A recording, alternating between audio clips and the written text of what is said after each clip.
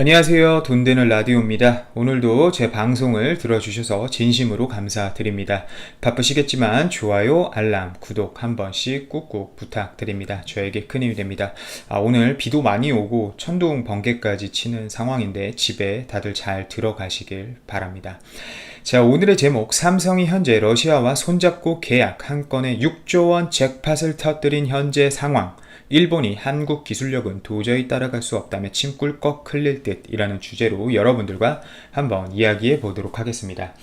아주 좋은 소식인데요. 삼성중공업이 러시아 야말 2 프로젝트에 투입되는 쇠빙 LNG선 기술 파트너로 선정되고 어떻게 건조될 15척의 쇠빙 LNG선을 수주하냐 마냐에 대한 많은 기대가 있었는데요. 이번 러시아 정부 고위 관계자 및 러시아 기업들 그리고 대한민국의 정부 고위 관계자 및 우리나라의 굵직한 기업들이 러시아에서 열린 동방경제포럼에서 일전에 한번 언급해 드린 적이 있는 러시아 국영조선소 지베지다와 삼성중공업이 함께 쇠빙 LNG선에 대해 설계 계약을 결국 체결했습니다. 쇠빙 LNG선의 경우는 일반 LNG선보다 훨씬 비쌉니다. 일반적으로 우리나라의 LNG선은 세계를 선도하는 기술을 갖고 있는데요. 이런 기술에 극지 지방의 얼음까지 깨면서 LNG를 운반하는 쇠빙 LNG선의 경우는 강도적인 면에서 더 배가 튼튼해야 되기 때문에 기술 난이도는 현저히 높아져 선박 한 척당 건조 단가는 현저히 높아지게 됩니다. 현재 업계에서는 삼성중공업이 체결한 이번 사업 규모가 쇠빙 LNG 운반선 한 대당 약 3억 5천만 달러 수준으로 보고 있고 총 계약한 선박수는 15척이므로 삼성중공업이 이번에 체결한 사업 규모는 약 6조 원에서 6조 5천억 수준 사이라고 전해지고 있습니다. 실제 이런 계약이 있을 수 있었던 배경은 삼성중공업이 여태 보여준 성과 때문인데요. 2000년대 초 특히 세계 최초로 양방향 쇠빙선을 수주해서 업계에서 최초로 쇠빙선 시장을 열어주었고 또한 단단한 얼음도 깰 수 있는 강도 높은 극지방용 드릴십까지 성공적으로 고객에게 전달한 이력이 있습니다. 특히 이런 극지방에서 사용되는 모든 것들은 강도나 품질이나 안전이 보장돼야 되는데 이런 대규모 사업으로부터 그것도 러시아로부터 프로젝트 파트너로 선정된 것은 이미 기술력과 이런 안전성 등은 세계 시장에서 인정받은 것과 다름이 없죠. 사실 이 프로젝트 같은 경우는 앞서 말씀드린 대로 2차 프로젝트라고 말씀드렸는데요. 1차 프로젝트도 물론 존재했었습니다. 지금도 진행 중이고요. 1차 프로젝트가 현재 성공적으로 진행 중이기 때문에 2차 프로젝트까지 진행이 되고 있는 건데 당시 야말 1 프로젝트 때에도 쇠빙 LNG선을 우리나라가 한 대인가 두 대 빼고 거의 싹쓸이 하셨던 거 알고 계신가요? 2014년 대우조선해양이 15척을 수주한 이력이 있었습니다. 그리고 나머지 한 척인가 두 척은 중국 자본이 들어간 이 프로젝트였기 때문에 중국에게 준 상황이었죠. 따라서 사실 이번 2차 프로젝트에서도 대우조선해양이 다 수주하는 것 아니냐라는 기대가 좀 있었는데요. 당시에는 설계부터 건조까지 대우조선해양이 모두 가져왔었지만 이번 2차 프로젝트는 최근 지분 구성이 좀 바뀌게 되면서 직접적인 건조까지는 가져오지 못한 상황입니다. 물론 러시아가 사업을 통해 국영조선소인 지베지다를 밀어주려는 의도도 깔려 있겠죠. 하지만 지베지다에게는 문제가 있습니다. 러시아 정부가 아무리 밀어준다 한들 대한민국만큼 쇠빙 LNG선을 건조할 능력이 없다는 것이 현재 문제인데요.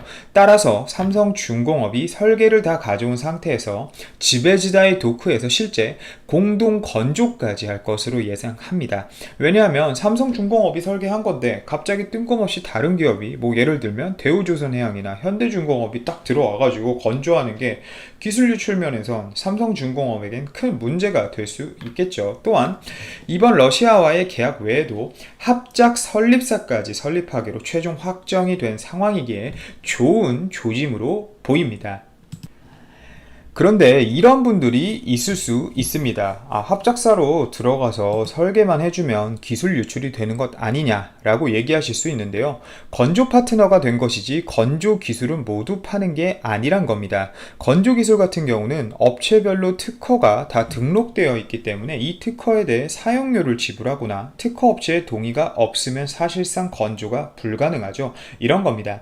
우리나라도 프랑스 LNG 화물창 회사에 실제 로열티를 지불하죠. 근데 우리가 이 LNG 화물창을 할 줄 몰라서 직접 못하는 게 아닙니다. 안 하는 게 아닌 거죠. 못하는 게 아닙니다. 세계적으로 표준화된 LNG 화물창을 프랑스가 먼저 치고 나가서 특허를 등록한 거고 세계 시장은 이에 따르려고 하고 있죠. 이렇기 때문에 우리가 독자적으로 이 LNG 화물창을 똑같이 못 만들기 때문에 로열티를 지불하는 겁니다. 시장 판도를 바꿀 만한 그리고 시장 표준을 바꿀 만한 경이로운 기술이 아직 나오지 못했기 때문인 거죠. 여하튼 이번 연도 조선업이 좀 힘든 상황이라고 하는데 그나마 삼성중공업이 올 초부터 지속적으로 약진을 보여주고 있는데요. 좀 더 고부가가치의 선박을 많이 수주해서 예전처럼 조선업의 호황이 꼭 불었으면 좋겠습니다. 자, 다음으로는 일본의 어이없는 행태에 대해 좀 이야기를 해보고자 합니다. 일본 세코 경제산업 장관이 황당한 발언을 하는데요. 들어보시죠. 한국이 일본 정부를 상대로 백색 국가를 제외하는 행동에 대해 본인들에 대한 자의적인 보복 조치라고 공개적 석상에서 발표해 논란이 되고 있습니다. 그간 일본 정부가 대한민국이 일본은 수출 규제 대상으로 지정한다고 발표한 이후에 실제 이렇게 전략물자 수출입 고시를 개정하는 이유, 일본을 가장 하위 지역에 둔 이유, 그리고 제도의 적합성 등에 대해서 질문을 계속 해왔다고 하는데요.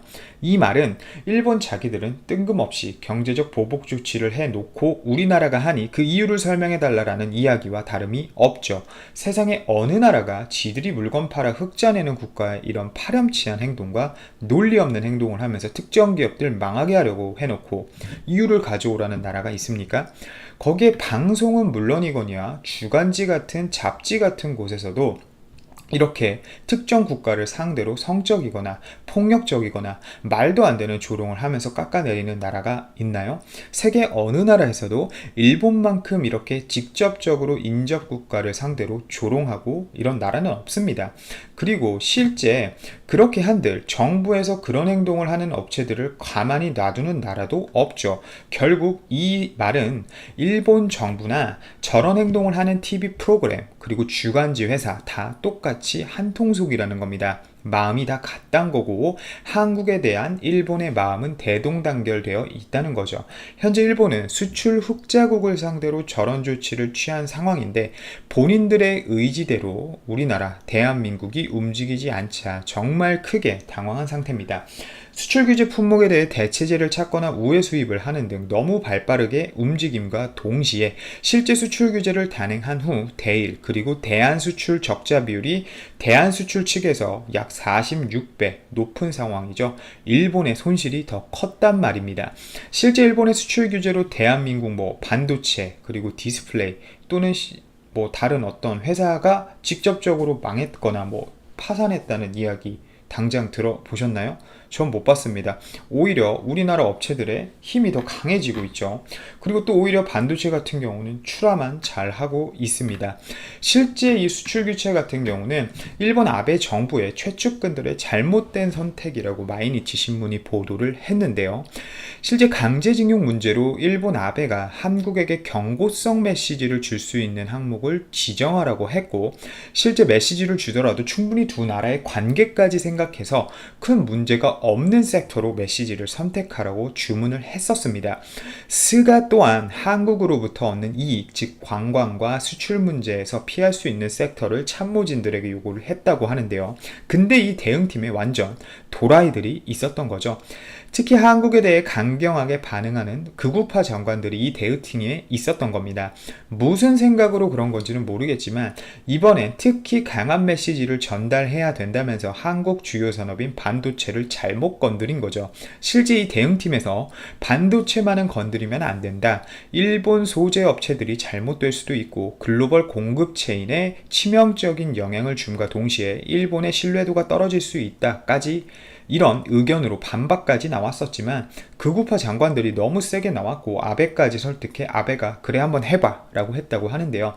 그러나 예상과 달리 반도체 수출 규제에 대해 우리나라가 너무 발빠르게 대응한 결과 불화수소 같은 경우는 현재 삼성전자, LG디스플레이 등 저순도 불화수소를 순차적으로 공정에 적용하고 있는 상황이고 EUV 포토레시스트 등도 벨기에를 통해 우회 수입을 하고 있는 상황입니다. 또한 지소미아 종료로 한미일 공조 관계가 깨지게 됨과 동시에 일본은 중국, 러시아, 미국으로부터 매우 강한 압박을 받게 되었죠.